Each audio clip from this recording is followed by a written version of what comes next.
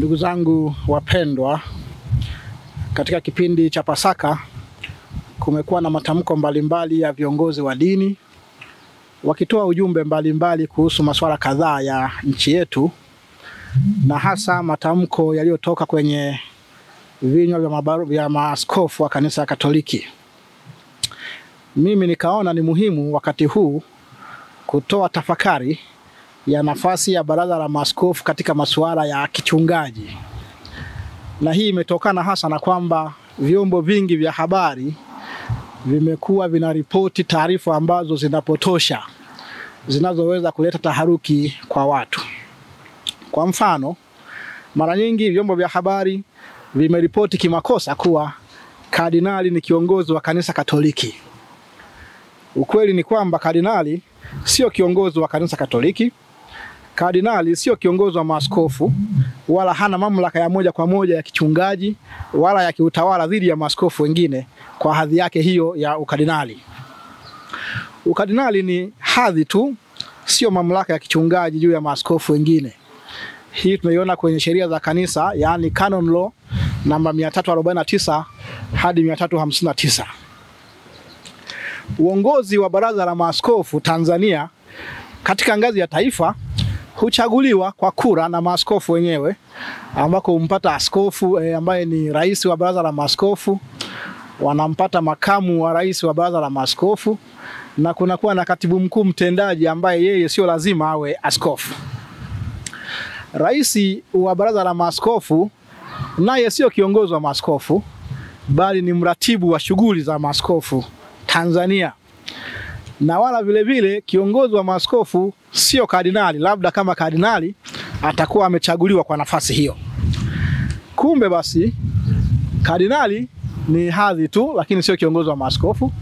Rais wa baraza la maaskofu ni mratibu tu wa shughuli za maaskofu, naye vile vile sio kiongozi wa maaskofu wa Tanzania. Hata rais wa baraza la maaskofu kiuhalisia ni mratibu tu kama nilivyokwisha kusema, kwa sababu mamlaka ya askofu yanatokana na uaskofu wenyewe na sio kura ama vyeo ambavyo vinapatikana ndani ya baraza la maaskofu. Sasa nizungumzie mamlaka ya askofu wa jimbo. Kadri ya sheria ya kanisa inampa askofu wa jimbo mamlaka kamili ya kawaida ordinaria, ya pekee propria, na ya moja kwa moja immediata juu ya waamini wote walioko ndani ya jimbo lake, kadri ya sheria canon 331 ile ya kwanza. Hivyo askofu ana uhuru wa kutoa ujumbe wa kichungaji, maelekezo na mafundisho kwa waamini wake kulingana na dhamiri yake ya kichungaji. Vipi sasa kuhusu baraza la maaskofu? Baraza la maaskofu ni mkutano, conference. Ni umoja wa maaskofu wa kichungaji kadri ya sheria za kanisa canon 455 namba 1 hadi 4. Baraza linaweza kutoa maamuzi kwa ajili ya waumini wa nchi nzima. Baraza la maaskofu kama ilivyo teki inaweza kutoa nyaraka za kichungaji, matamko au maazimio juu ya masuala ya kijamii, ya kisiasa na kiuchumi kwa lengo la kuongoza dhamiri za waumini katika taifa zima, kwa lengo la kulinda haki za binadamu na hadhi ya utu, kwa lengo la kuonyesha maoni ya pamoja ya maaskofu mbele ya serikali na umma. Hata hivyo, nyaraka hizo za baraza la maaskofu sio za kisheria na sio binding kwa kila askofu binafsi.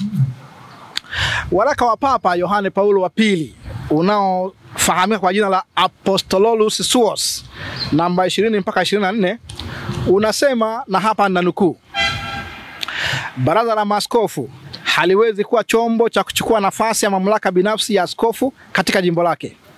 Mamlaka ya baraza ni halali pale tu ambapo kuna umoja wa dhamiri na maaskofu wote wameridhia na kutia saini, au kama hawakuridhia wote basi theluthi mbili, na maamuzi hayo yao yameidhinishwa na Papa Mtakatifu kadri ya namba 120 mpaka 24. Kadri ya waraka huu wa Papa, baraza la maaskofu sio bunge la maaskofu kwamba lina uwezo na mamlaka ya kutunga sheria za kufuatwa na waumini wote. Baada ya mtaguso wa Vatican ya pili mwaka 67, na msisitizo juu ya collegiality, yani maaskofu kufanya kazi pamoja, mabaraza ya maaskofu yalianza kupata nguvu sana. Lakini baadaye ilianza kujitokeza hali ambayo baraza lote au viongozi wa baraza walianza kutoa matamko ya kisiasa au ya kichungaji kiasi cha kuchukua nafasi na kupoteza mamlaka ya askofu wa jimbo katika jimbo lake. Hii ikapelekea mkanganyiko kiasi kwamba waumini wakawa wanasubiria waraka wa baraza la maaskofu ili wapate cha kuamini badala ya ujumbe wa kichungaji kutoka kwa askofu wao. Kardinali Joseph Ratzinger, ambaye baadaye alikuja kuwa Papa Benedikto wa 16, katika kitabu chake maarufu cha The Ratzinger Report, ukurasa wa 59 hadi 62, anaandika na namnukuu kwa Kiingereza: The Episcopal conferences have no theological basis. They do not belong to the structure of the church as willed by Christ. That cannot be eliminated. The authority of the bishops, in fact, is not collegial but personal. No episcopal conferences as such has a teaching mission. It is only the individual bishops who teaches with authority in communion with the Pope. Kardinali Ratzinger, aliyekuwa mkuu wa shirika la imani wakati ule na mtu wa karibu sana na Papa, aliona zaidi matatizo yafuatayo. Moja, mabaraza ya maaskofu yalianza kuonekana kama chombo cha kisiasa au ushawishi wa kijamii, yani public opinion forming entity, badala ya kuwa vyombo vya kichungaji. Tatizo la pili aliloliona, maaskofu walianza kupoteza ujasiri binafsi wa kufundisha wakiwa katika majimbo yao kwa sababu ya kusubiri kauli za baraza la maaskofu. Namba tatu, ufunikaji, yani overriding wa dhamiri na wajibu binafsi wa askofu kwa kujificha nyuma ya kivuli cha baraza la maaskofu. Na nne, maaskofu kuwa kama maafisa wa baraza la maaskofu badala ya kuwa wachungaji huru na wenye mamlaka kamili majimboni. Hatari ya tano ni wataalamu peripets ambao sio maaskofu wanaoandaa hizi nyaraka kupenyeza mitazamo yao kuwa ndio mitazamo ya baraza la maaskofu. Nakubaliana kabisa na Askofu Ratzinger, maana hata hapa kwetu tayari waumini wameanza kuwa wakisubiri na wanawasikia wakisema tunasubiri tamko la TEC ili tuweze kuchukua msimamo fulani wa kisiasa. Nitoe mfano halisi wa naweza kuita Kardinali Pengo versus baraza la maaskofu. Mwaka 2015, wakati wa kura ya maoni ya katiba pendekezwa, TEC kupitia sekretarieti yake kuu chini ya askofu mkuu Paulo Ruzoka wa Tabora pamoja na CCT walitoa nyaraka rasmi pamoja iliyosema, na nukuu, waumini wa Kikristo wanapaswa kupiga kura ya hapana kwa katiba pendekezwa kwa sababu haizingatii misingi ya haki, usawa na demokrasia. Kardinali Pengo yeye akachukua mtazamo tofauti. Tena akatamka hadharani, na nukuu, sio jukumu la viongozi wa dini kuwaelekeza waumini wao kura ya kupiga katika masuala ya kisiasa kama haya. Kila muumini anapaswa kutumia dhamiri yake binafsi kupiga kura. Nakumbuka wakati ule kiongozi mmoja wa dini alimshambulia vikali Kardinali Pengo mpaka kusema alikuwa amevimbewa na maharage. Lakini kadri ya sheria za kanisa, Canon namba 381 kipengele cha kwanza ambacho nimekuja kukisema, askofu hawezi kulazimishwa na baraza la maaskofu kuunga mkono msimamo fulani. Yeye mwenyewe ndiye mchungaji halali wa jimbo lake na lazima atoe maamuzi kwa kuzingatia dhamiri yake ya kichungaji. Na kwa hiyo Kardinali Pengo alikuwa na haki na alikuwa sahihi kupingana na msimamo wa TEC ikiwa aliamini kuwa haufai kwa jimbo lake au kwa kanisa la Tanzania. Msimamo wa Kardinali Pengo pia unaendana na mafundisho ya kanisa Katoliki kama yalivyo kwenye katekisimu ya kanisa Katoliki nambari 1782 hadi 1785, unaosisitiza kuwa mtu ana haki na uhuru wa kutenda kadri ya dhamiri yake binafsi na bila kulazimishwa wala kushurutishwa. Kwa hiyo kanisa halipaswi kuchukua, yani kuripika maamuzi ya kisiasa kama vile kupiga kura. Kanisa pia hufundisha na Kardinali Pengo alisisitiza watu waelimishwe lakini sio waamuliwe. Hakuna shaka kuwa teki ilikuwa imejiongoza vibaya katika jambo lile. Lakini waumini wengi walisombwa na mapenzi ya kisiasa na utii kwa viongozi wao, walidhani kuwa teki ilikuwa sahihi na Kardinali Pengo alikosea, wakati ukweli ulikuwa ni kinyume chake. Kardinali Pengo alikuwa sahihi, baraza la maaskofu lilikuwa limekosea. Ndugu zangu wapendwa, katika sherehe za Pasaka mwaka huu tumeshuhudia tena matamko ya maaskofu wa Kanisa Katoliki na viongozi wengine wa Kikristo.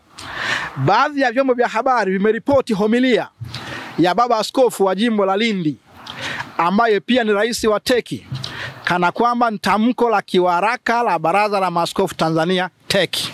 Mimi naomba nitoe pia ujumbe wa Pasaka kwenu nyinyi ndugu zangu wana Lindi, lakini pia kwa kanisa letu la Tanzania kwa niaba ya Baraza la Maaskofu, lakini pia kwa watu wengi wote wenye mapenzi mema.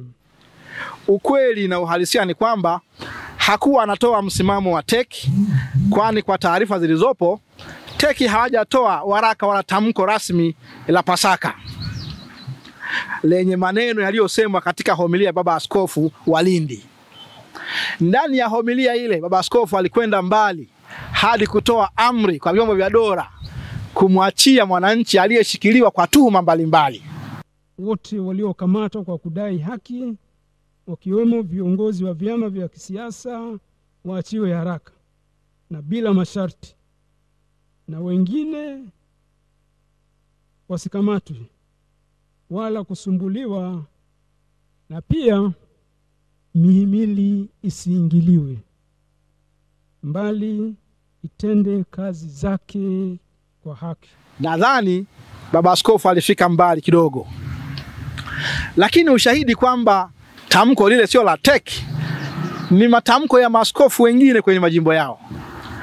Askofu wa jimbo Katoliki la Njombe kwa mfano, katika homilia yake ya Pasaka ametoa ujumbe akisema kwamba uchaguzi ni wetu sisi raia wa Tanzania na wala sio wa vyama vya siasa.